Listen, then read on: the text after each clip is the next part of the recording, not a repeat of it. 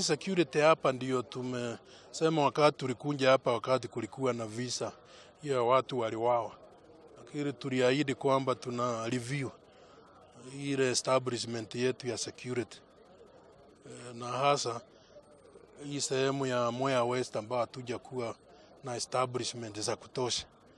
Na pia tumewasiliana na viongozi wale wa siasa, wale wa county government na pia area member of parliament na security committee ya county ikiangalia hiyo mambo. Tunataka tuangalie hiyo coverage yote ya security ili tuweke kama ni kupanua ile ambao ziko kidogo post na kule hakuna post tuweke. Kwa hivyo hiyo ndio exercise tunafanya kwa wakati huu.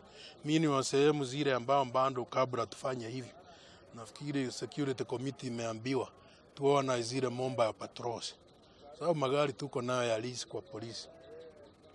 Hiyo lazima tuangalie kwamba tuna cover hizo area kabla hatunja jenga, kwa sababu hiyo ni long term ile mambo ya kujenga, na hiyo iko kwa mipangilio hiyo coverage yote tunasema. Lakini kwa sasa tunasema security committee ipange ile coverage yote ya zile area ambao zimetambuliwa kama ni area ziko na challenge, kisa kwamba maafisa wa usalama wakae ndio wa mapa utio area. Nafikiri hiyo tayari mnajua hawa ni wageni, lakini wamekuwa na hiyo brief ya kuangalia kwamba hiyo area inakuwa covered.